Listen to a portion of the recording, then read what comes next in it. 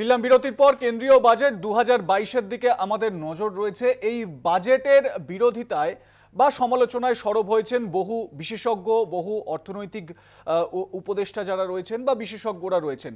কিন্তু আম আদমি বা সাধারণ মানুষের মনে এই বাজেটের কি প্রভাব পড়েছে তা আমরা জানার একটু চেষ্টা করব। আমরা সরাসরি চলে যাব ডালহৌসি চত্বরে। আমাদের প্রতিনিধি সত্যসুন্দর ভট্টাচার্য রয়েছেন সেখানে, এবং সাধারণ মানুষ, কেউ চাকুরিজীবী, কেউ ব্যবসায়ী, তাদের কি মতামত এই বাজেট সম্পর্কে তা জানার চেষ্টা করব। সত্য, কি বলছেন একেবারে সাধারণ মানুষ এই বাজেট সম্পর্কে, তাদের কি বক্তব্য?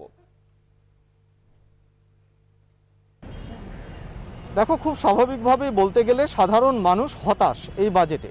তার কারণ বাজেটকে ঘিরে যে একটা প্রত্যাশা থাকে, সেই প্রত্যাশা জায়গায় কিন্তু প্রাপ্তির ভাড়ার একেবারে শূন্য বলা চলে।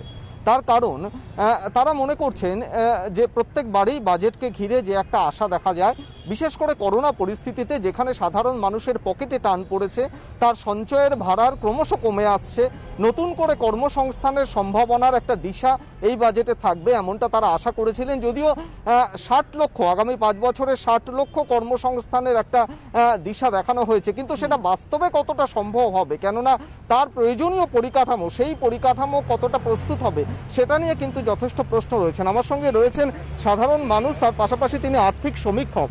আপনি বলছিলেন যে এবারের বাজেটে কোথাও গিয়ে এই যে কর কাঠামো, এটা সাধারণ মানুষের খুব বেসিক চাহিদা, সেই জায়গায় দাঁড়িয়ে দেখা গেল কিছুই কোনো রকমভাবেই কোনো ট্যাক্স স্ট্রাকচারের কর কাঠামোতে কিন্তু কোনো রকমভাবেই কোনো নতুন কোনো দিশা দেখানো গেল না। না, কর কাঠামোর ক্ষেত্রে নতুন দিশা বলতে এটা তো মানে কর্পোরেট বেনিফিশিয়ারি একটা বাজেট, মানে মূলত এক ধরনের কর্পোরেটের সুবিধা পাইয়ে দেবার জন্য ভারত সরকারের বাজেটটা হয়েছে। এটা হচ্ছে এক। দ্বিতীয় বিষয় হচ্ছে, আমরা যখন আর্থিক সমীক্ষার যদি এই বাজেটের দিক থেকে যদি করি, তাহলে দেখা যাবে যে দেশের আর্থিক সম্পদ কি এই বাজেটের মধ্যে দিয়ে বৃদ্ধি হচ্ছে। এই দেশের আর্থিক সম্পদ যদি বৃদ্ধি হবার সূচনা থাকে, সেখানে সাধারণ মানুষের আর্থিক দিকটা কি ডেভেলপড হচ্ছে, সঞ্চয়ের মান কি বাড়ছে। আজকের দিনে আপনি দেখুন, একদম হাতে গরম একটা উদাহরণ যদি দিই, যে করোনাকালে যখন মনিটরিয়াম গ্রান্ট 1,75,000 কোটি টাকার মনিটরিয়াম গ্রান্ট কেন দেওয়া হয়েছিল, একটু জাস্টিফাই করি, পিছনে চলে যাই। 80,000 100 কোটির মধ্যে 80 কোটি মানুষ আর্থিক স্তরের নিচে, তাদের জন্য মনিটরিয়াম একটা দেওয়া হয়েছিল। তাহলে এই মনিটরিয়াম কে দিয়েছিলেন? এখানে কোনো রাজ্যের মুখ্যমন্ত্রী নয়, দেশের অর্থমন্ত্রী দিয়েছিলেন। তাহলে আজকে 75তম স্বাধীনতার জায়গায় দাঁড়িয়ে ভারতকা অমৃত মহোৎসব পালন করছি, আর 80 কোটি মানুষ আর্থিক আয় স্তরের নিচে। 173 জনের নাম ঘোষণা হয়েছে যারা টোটাল দেশের সম্পদের বৃহৎ অংশের সম্পদ দখল করে রয়েছে, তাদের জন্য আজকে ট্যাক্স ছাড় হয়েছে। আজকে এই বৃহৎ অংশের মানুষের জন্য ট্যাক্স ছাড়টা কি হতে পারতো না? আজকে ওই 175 জন শিল্পপতি বা ওই ধরনের শিল্পপতিদের জন্য 15%-এ নিয়ে আসা হলো। তাতে কি দাঁড়ালো? আলটিমেটলি আমরা আজকে আশা করেছিলাম যে এই করোনার পরে সবে খুলেছে ময়দান, মার্কেট, 3টে জিনিস আশা করেছিলাম। সঞ্চয়ের ক্ষেত্রে সুদের হার বাড়বে, 2, যে ট্যাক্সগুলো দিচ্ছি ট্যাক্সগুলো কমে আসবে, 3, যদি ইনকাম ট্যাক্সের ক্ষেত্রে অংশগ্রহণ ভারতবর্ষে কম হয়, তাহলে ইনকাম ট্যাক্সকে তুলে দিয়ে একটা নর্মালাইজ একটা অবস্থানকে তৈরি করার জায়গায় যাওয়া উচিত ছিল। কিন্তু আশাটা হত হলো যে জায়গায়, যে ডিজিটাল ইউনিভার্সিটি হবে। আজকে ফিজিক্যাল ইউনিভার্সিটি প্রপারলি ইকুইপ নয়, সেখানে ডিজিটাল ইউনিভার্সিটি করছে। ভারতবর্ষে আগামী দিনে কোনো চাকরি স্থায়ী নয়, এটা আজকের বাজেট থেকে নিশ্চিতকরণ হয়ে গেল। চুক্তিভিত্তিক কর্মযোগ্য তৈরি হচ্ছে, যেটা অন্যান্য দেশে এই পথ থেকে ফিরে আসছে, তখন ভারতবর্ষে এই পথের গভীর অন্ধকূপের মধ্যে ঠেলে দিচ্ছে দেশবাসীকে।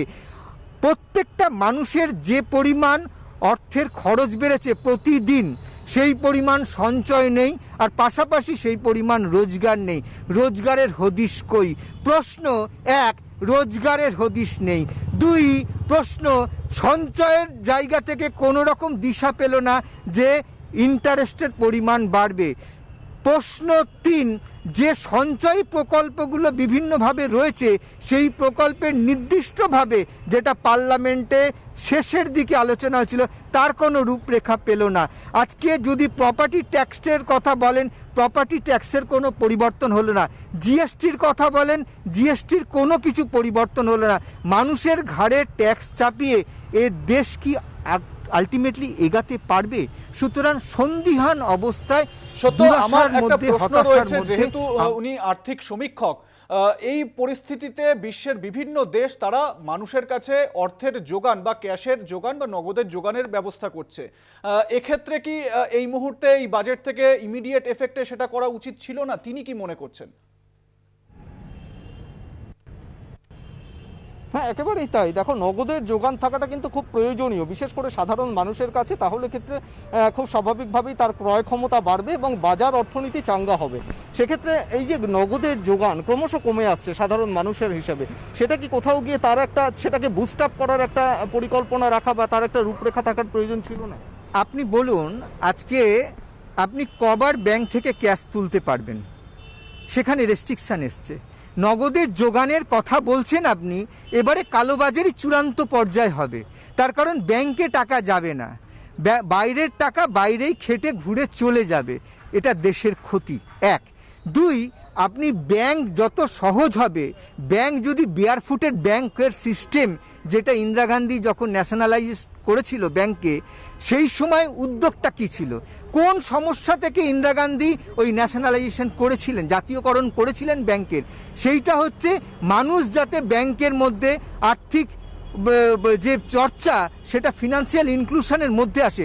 ভারতবর্ষের 130 কোটি যদি মানুষ হয়, আর্থিক ফিনান্সিয়াল ইনক্লুশনে কত কোটি মানুষ এসছে সেই তথ্য তো আমার থেকে যারা কেন্দ্র সরকারে বাজেট করছেন তারা বেশি জানেন। এখনো পর্যন্ত 60% আমরা ছুঁতে পারিনি বাস্তবে, রিয়েল এতে, যে ফিনান্সিয়াল ইনক্লুশনের মধ্যে। ব্যাংক বিমার বাইরে তাহলে কত পার্সেন্ট মানুষ থাকলো? তারা কি কোনো রকম আর্থিক লেনদেন করে না? সুতরাং একটা দেশের আর্থিক সমৃদ্ধি নির্ভর করে। আমরা সাধারণ মানুষের প্রতিক্রিয়া জানার চেষ্টা করছি এবং সেই থেকে জনমত একটা তৈরি হবে অবশ্যই এই বাজেটকে কেন্দ্র করে। আমরা একটা ছোট্ট বিরতিতে যাব, বিরতির পর আবারও সত্য তোমার কাছে ফিরবো, সঙ্গে থাকো তুমি।